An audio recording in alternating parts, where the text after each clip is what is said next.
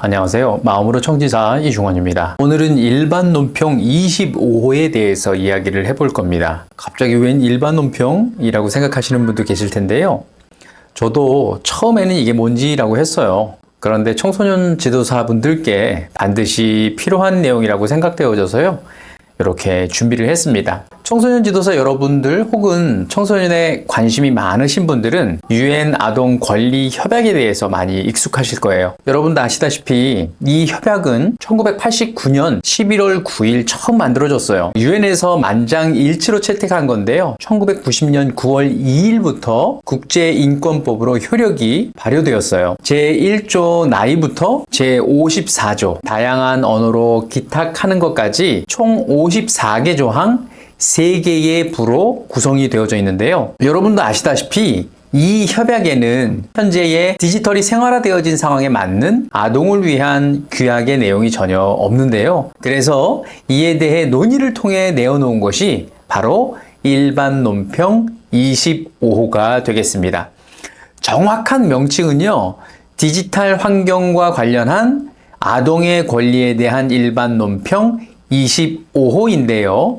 2021년에 처음 발표되었습니다. 일반 논평 25호 안에는 디지털 미디어 안에서 아동은 어떠한 권리를 가져야 하고 어떻게 권리가 보장되어야 하는지에 대해서 구체적으로 언급을 하고 있는데요. 디지털 환경과 관련한 아동의 권리에 대한 일반 논평 25호는 1장 도입부터 14장 보급까지 총 125개의 항목으로 이루어져 있습니다. 참고로 이 일반 논평 25호는 더보기란에 링크를 걸어 두었으니까 관심이 있으신 분들은 다운받아서 정독해 보시기 바랍니다. 개괄적인 내용을 한번 살펴보도록 하겠습니다. 먼저 1장의 도입은 이 논평이 어떤 내용을 담고 있으며 어떻게 해석되어야 하는지에 대해서 이야기를 하고 있습니다. 2장 목표입니다. 본 일반 논평에서 위원회는 당사국들이 디지털 환경과 관련된 본 협약을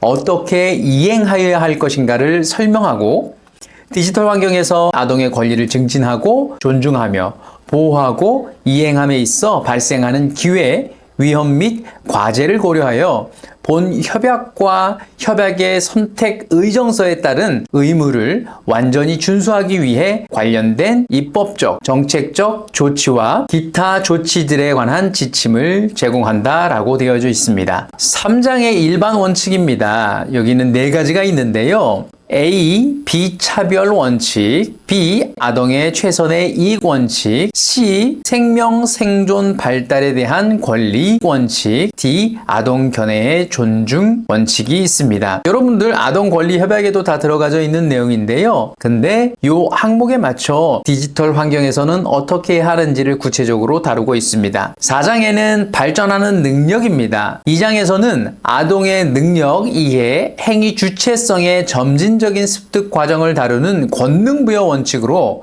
아동의 발전하는 능력을 존중해 주어야 한다고 이야기하고 있습니다. 이 또한 디지털 환경에서 어떻게 해야 하는지에 대해서 구체적으로 다루고 있습니다. 5장 당사국의 일반적 이행 조치입니다. 여기에는 A부터 K까지 되어져 있는데요.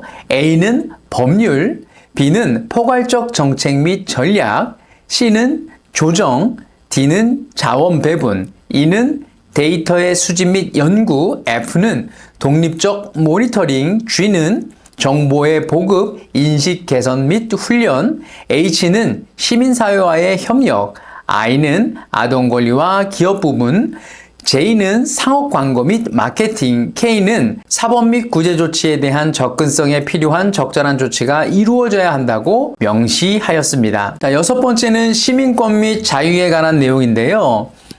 여기는 A부터 F까지 있습니다. A는 정보의 접근, B는 표현의 자유, C는 사상, 양심, 종교의 자유, D는 결사와 평화적 집회의 자유, E는 사생활권, F는 출생 등록과 신원에 대한 권리를 언급하고 있습니다. 7번째 장은요, 아동 폭력에 관한 내용인데요.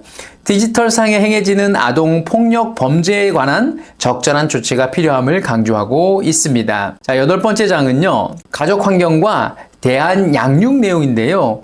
부모와 보호자가 디지털 환경과 관련해 아동을 돕는 데 필요한 기술에 대한 이해와 능력, 기술을 발전시키기 위한 지원을 필요로 한다고 언급하고 있습니다. 9번째는요, 장애 아동에 관한 내용인데요. 디지털을 통해 사회적 관계를 맺을 수 있도록 도와야 한다는 내용과 또 다른 장애를 해결해 주어야 한다는 내용을 담고 있습니다. 10번째는 건강과 복지에 관한 내용이 되겠습니다. 디지털을 통해 아동의 건강에 미칠 수 있는 영향에 대한 언급을 하고 있습니다. 11번째는요, 교육, 여가, 문화활동에 대한 지침인데요.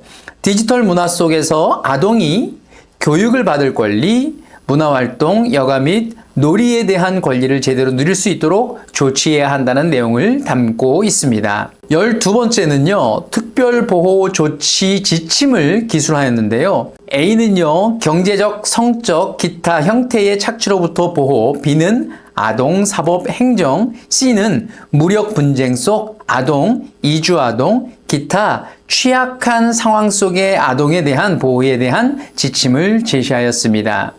13번째는요, 국제적, 지역적 협력사항에 대해서 이야기하였고, 마지막 14번째 보급에 관한 내용이 기술되어져 있습니다. 지금까지 디지털 환경 관련한 아동의 권리에 관한 일반 논평 25호 전체를 개괄적으로 살펴보았는데요.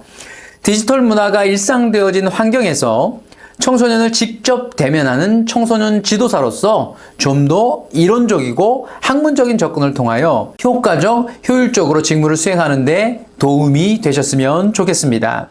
끝까지 경청해 주셔서 감사합니다.